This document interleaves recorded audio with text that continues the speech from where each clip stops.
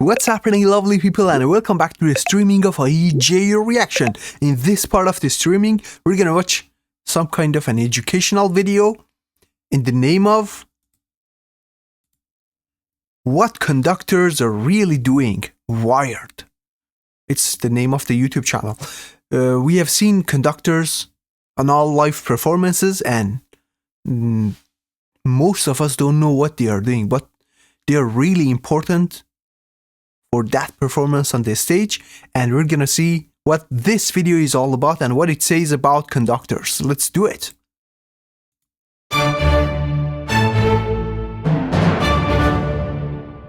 A conductor is like a director in the sense that a conductor sets the scene that allows the actors, the musicians, to step fully into the music. My name is Kent Tritle. I'm a conductor and an organist. I live in New York City.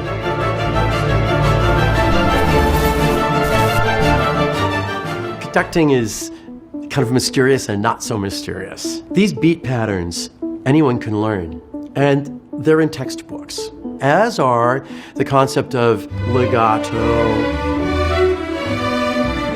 staccato, staccato, different kinds of articulations.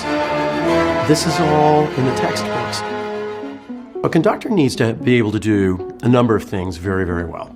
You have to have a clear beat pattern, and that has to be modified for whatever the musical context is. The conductor needs to have a sense of tempo, and one of the hardest parts of maintaining or developing a sense of timing is that when the adrenaline's on and you're in front of an audience and performers, your sense of time can change. Wow. A change in the sense of time. That is new. It's the first time that I'm hearing it. That must be really interesting. Communication is a very big part of what the conductor needs to do. There is the communicating of the conductor's own interpretation of the music and how to do that in an open way that invites people in. On the communication level, I've found the most fulfilling moments to be when I am just empty and facilitating a conduit of energy that comes from the player, goes back to the player or the singer. And that's all about communication. The very first things that we teach with my students, we go into the beat patterns themselves. So this is called the upbeat. And in fact, starting and stopping is the most important thing that the conductor does. How you give that upbeat connotes the tempo and connotes the character and the dynamic. We have one. One is simple. One, one, one. When we do a two beat, we have 1, 2, 1, 2. Now, for a three pattern, we do 1, the rebound goes slightly the other way to hit 2. Oh, wow. Travels this way, and then 3. So while we're making a triangle this way, the rebound is really important. If it needs to be a 4 pattern, it becomes a little more complicated. So you have 1, now 2 is going to go this way. 2, 3, 4. What's always important is that the upbeat travels far enough that it gives room for a good downbeat. I am blown away. Like, it looks greener from the other side. When you see that, where you think, yeah, that's easy, I can do that, right? But when you go deeper into that, you understand how complicated it is. If you're stingy here, then the music will choke. So it's very hard for conductors to learn to have a high enough upbeat to really allow the music to go freely. Most students who are studying conducting have had an experience of beat patterns if they're in a conservatory environment, and it may take a student several weeks to be able to do 1, 1, 1, so that there's a gentle fall and a natural rise. The basic training for tempo is internalization on the part of the conductor. How we train tempo involves the metronome.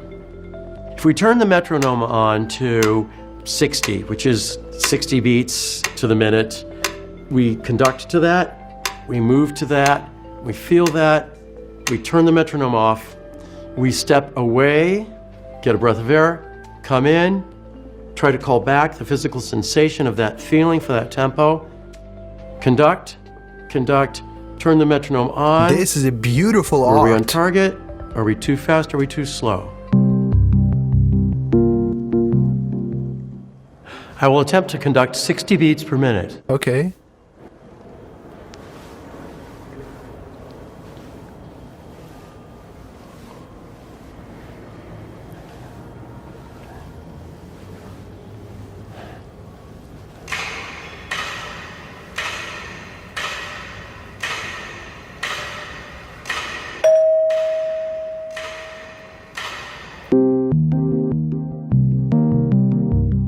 $120. Let's try 120.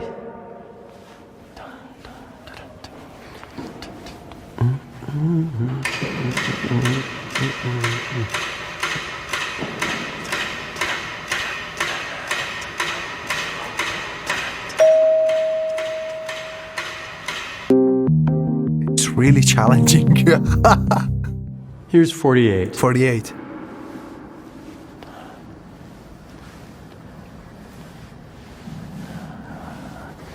Okay.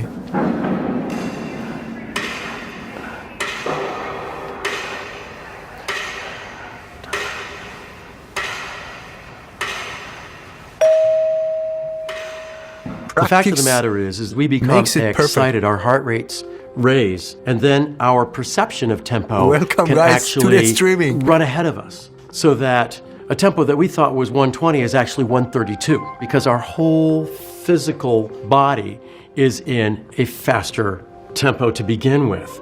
So regulating mentally to be at the right tempo when something crazy has gone on in a performance is a real challenge. So there's a tradition in conducting of right-hand, left-hand independence. Mainly tradition has had that the right hand, since most people are right-handed, is the hand that is going to take precedence with beat and with entrance. And that the left hand is going to add more kind of musical elements, phrasing, cutoffs, specific articulations, perhaps specific cues. So a cue can be done, for example, here, percussion, bang, there they are. Or if they're over here, there it goes. Or you might do the cue, percussion, there. There are other times when the left hand actually mirrors the right hand. And so you do exactly the opposite just to create a sense of flow. There are other times when the left hand really does things that are additive.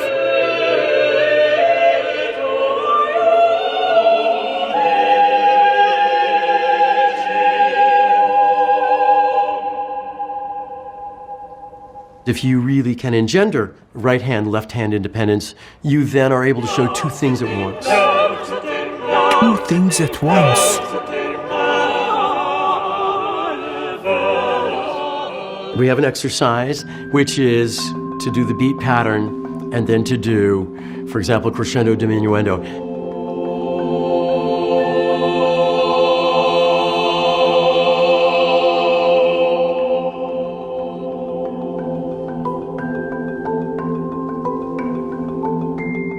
I find with almost all of my beginning students is that we've now figured out how to do the 4 pattern. Okay. Now, let's do a crescendo over 8 counts. Let's do it. I'm down for it.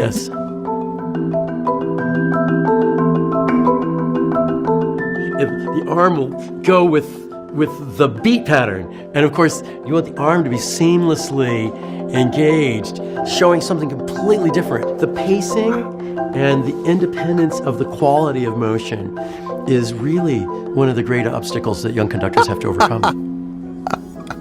More than anything, the conductor's job is to create a sense of architecture. And the conductor can only do that if the conductor understands the form. We look first at the larger structure, break that down into components. We look at what's happening harmonically with those components in terms of key relationships throughout. We look at how the individual and smaller components are made up themselves, whether they're what we call sonata form or a fugue in another form. A conductor needs to be able to, at any moment, sing any one of the parts in that work. All the vocal parts, all the instrumental parts. You're doing solfege, you're playing at the piano, you're singing the parts, you're putting it together, reassembling the score in your brain. That is what then empowers the conductor to be open and in control without being in control. And it's also what empowers the conductor to go wherever the conductor is needed in a performance. This video is really helpful and super informative, guys. I myself am learning a lot from it. No problem, Doni. Feel free to do whatever you want. I'm gonna upload these videos later on the channel and you can watch and enjoy them. Welcome, guys, to the streaming. How are you doing, sister? How is everything? This is a really cool video. Now I'm gonna keep practicing on the tempos. There's a part of conducting that is showmanship, and the conductor always has to be careful that that doesn't kind of take hold and run. Some people conduct because they like to stand on a podium and control other people. That's the ego conductor. Other people conduct because they really want to be part of a picture that's larger than themselves. They want to bring a sense of musicality and interpretation, and they want to facilitate the hookup of all the people who are involved in performing. There are many times where large gestures are completely appropriate, and the music really reflects that. There are times when a conductor makes large, flamboyant gestures beyond such a scale so that in the end, not one of them means anything. If you've studied your score and examined the architecture and you know where the key peaks are, and then you create a large gesture, then you really like have to something. Emphasize that In the moment. performance, we go as best we can to the zone where we're completely open, completely alive, interacting, receiving the information, preparing the scene before the information happens. The beauty of a performance is that there's no looking back. You're just going forward. In that sense, if you've studied the architecture, you can go on an amazing ride.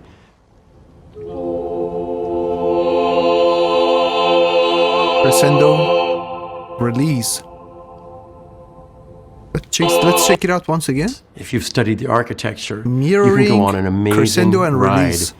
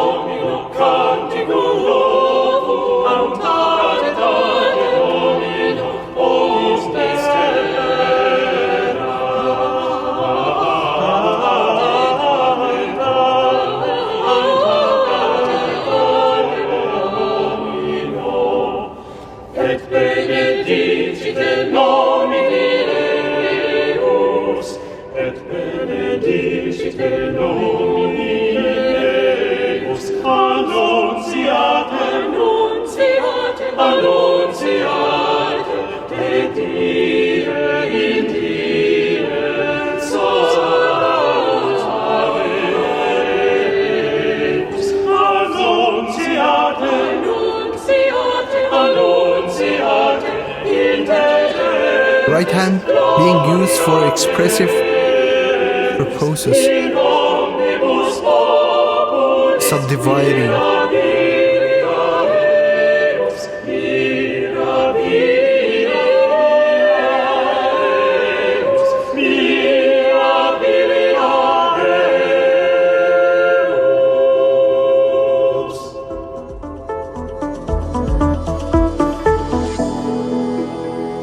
That was fun! That was so much fun and super informative. Thank you. Thank you so much, Master, for teaching us some conducting lessons. Guys, it was really cool. And I think it takes years and years to be a successful conductor. It was really informative, guys, and I enjoyed watching it. I learned some stuff. I'll practice some moves later on. But it's good to know that how difficult it is to conduct on the stage, especially in front of the audience. Well, we reached to the end of another video while we are streaming, but stay tuned. I have prepared a couple of more videos and we're gonna check them out together, guys. If you enjoyed watching the video just like I did, you already know what to do. Hit that like button if you are new to my channel. Do me a huge favor and hit the subscribe button. I want you to stay safe wherever you are. I'll definitely catch you on next reaction videos. Stay tuned and I'll be back shortly. Peace.